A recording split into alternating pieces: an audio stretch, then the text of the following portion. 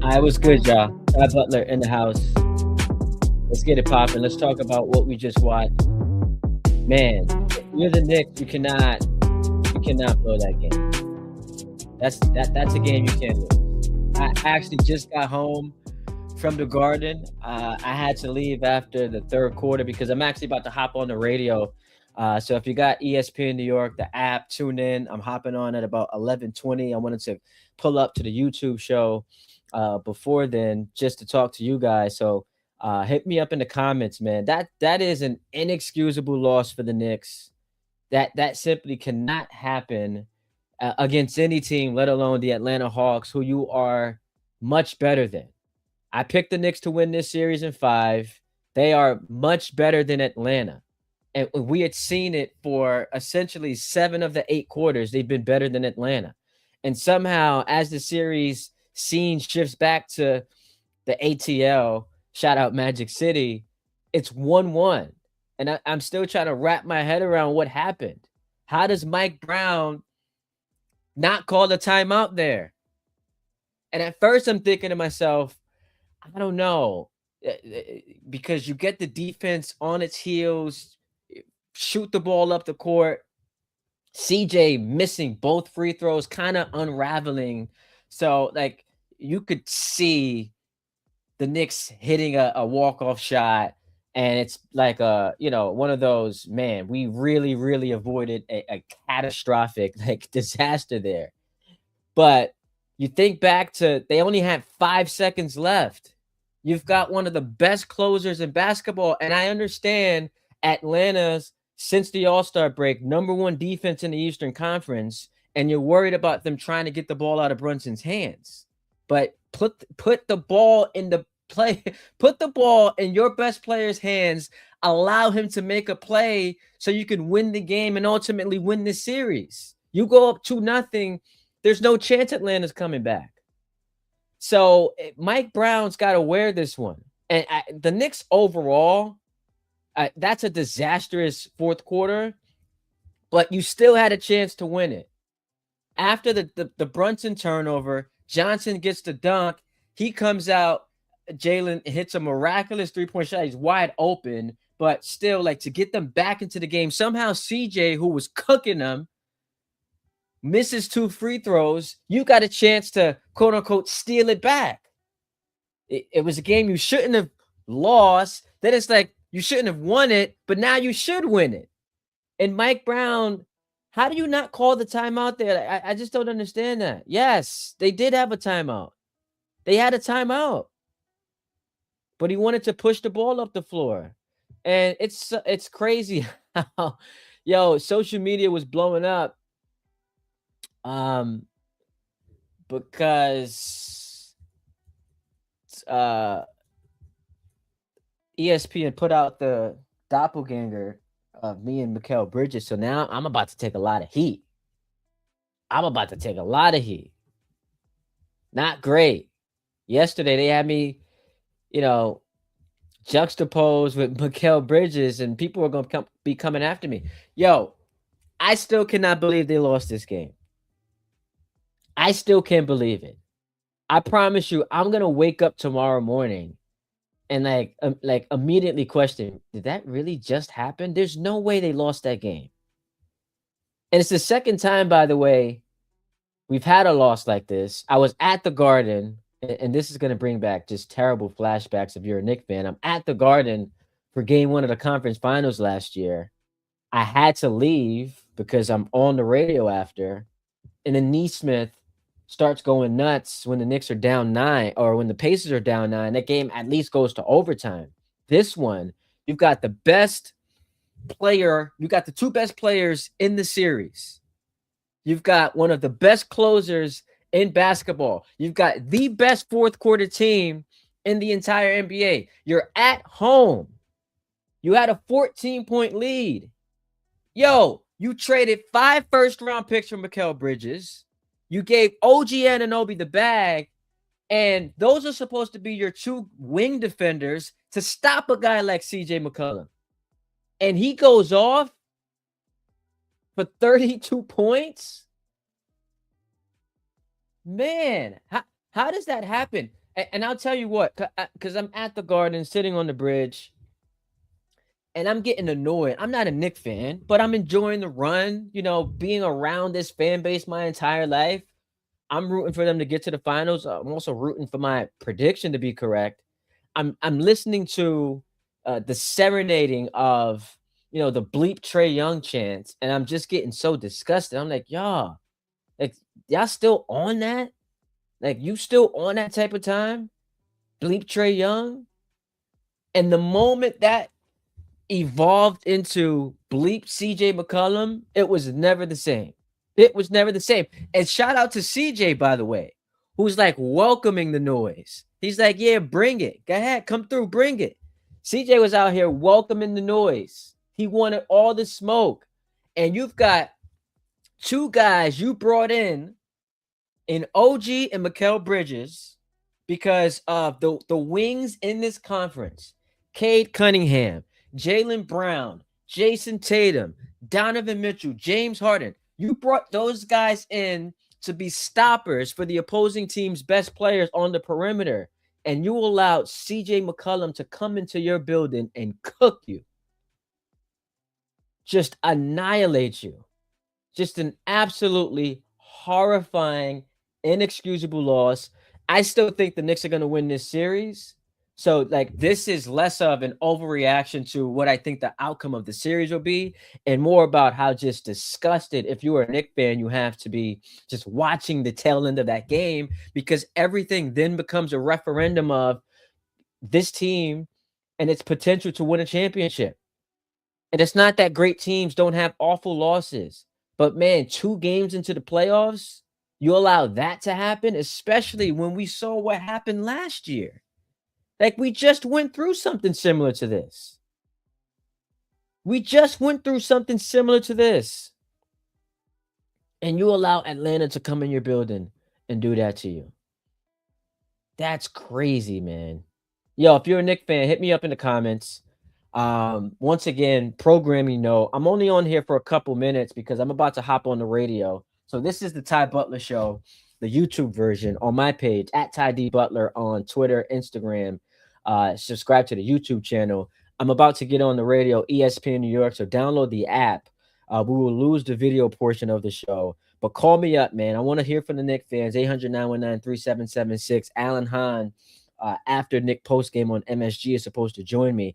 I cannot believe what I just saw. And I know that's become like a cliche in sports because, it's like the go-to term. It's the go-to phrase where you really can't believe it. And unfortunately, no, at the moment, no video for the radio show, which we should have, by the way. Hit up the bosses, man. If you really want to get it popping, have your voice be heard. We do need some video for the radio show. Hit up the bosses. Hit John Winthrop up. Let him know, man. We need to see Ty Butler and his handsome face, though. People out here calling me Mikal Bridges. My DM's about to be flooded with folks coming after me.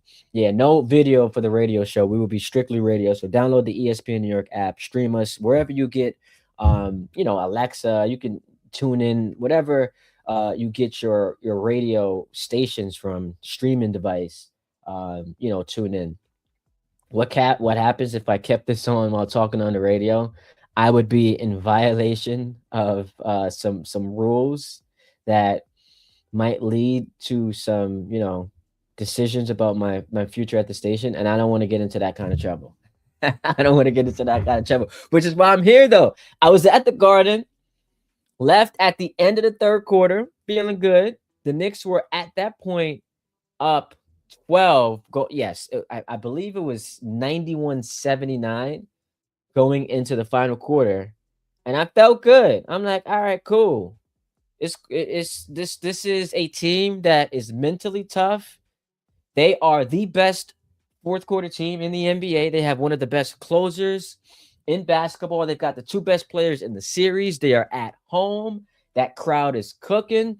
And all of a sudden, didn't even mention him yet, Jonathan Kuminga decides to show up. How about that? Yo, I got to hit up RJ because we were talking last week. Yo, We were talking last week, and I said we are destined for the Jonathan Kuminga game. That's typically the game 6 at-home performance for the underdogs. But we did get some iteration of the Jonathan Kuminga game because he came in and had 19 points on 7 of 12 shooting, hit some big shots in that fourth quarter for Atlanta to steal this one, steal home court. Now we've got a best of 5 series as we head to the ATL. We need them lemon pepper wings on deck. Yo, Magic City, get a promotion popping for the Hawks. How about y'all do that? Yo, it is crazy. Bring back Tibbs. You notice how they doubled Brunson at the end? They should have went to Cat. Should have gone to Cat. Tibbs had a loss like this, though. Eddie Kane Jr. Tibbs had a loss like this in game 1 of the Eastern Conference Finals, which actually was worse because they were up 9 with a minute left to go. So I don't know that we're running back to bring back Tibbs. What I will say is it like there is no explanation for a team with Jalen Brunson, who last year was the clutch player of the year. And I understand he had just turned the ball over. He had just missed a shot. There is no explanation for a team that employs that dude with a timeout deciding, yeah, we're just not going to call it. We're just going to throw the ball up the court and try to catch Atlanta on its heels. And the game ends with Mikal Bridges and then a fall away. Like, the game should never end like that. When you've got Brunson, when you've got Cat, the game should never end with a shot like that. I don't understand it. Winthrop should have you host every night. No one wants to. Man, shout out to National Radio. I agree with you, though, about the first part. We should be hosting every night.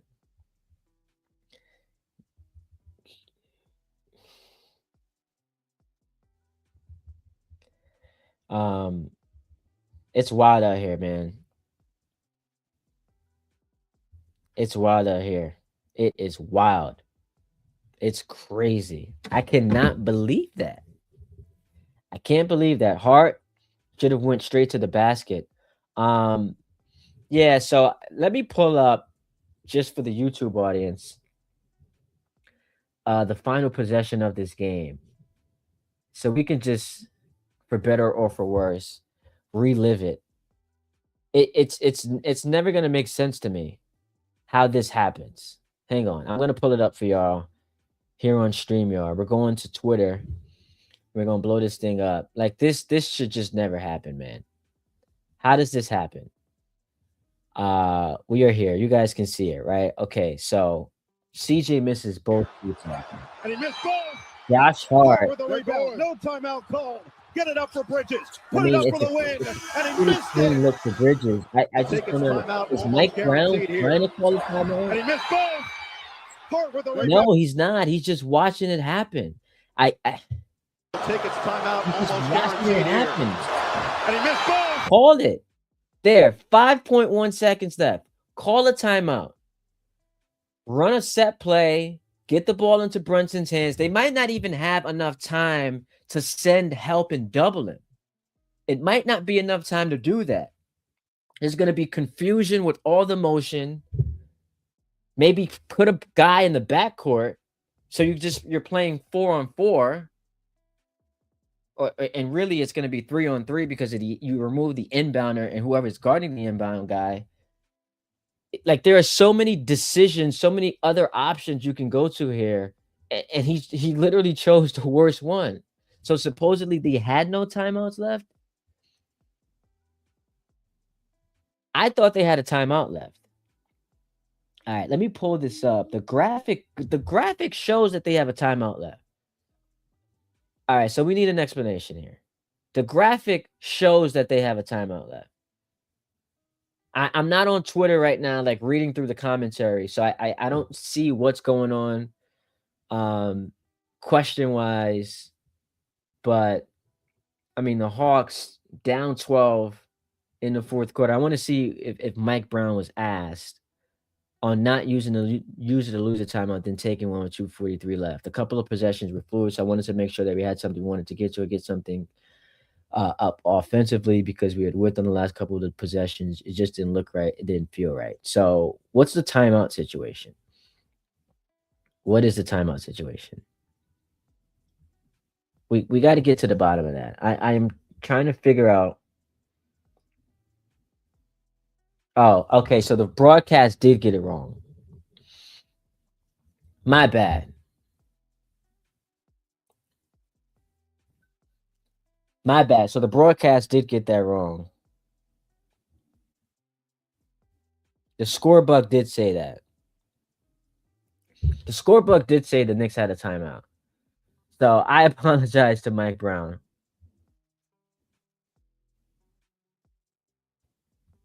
He did not deserve that.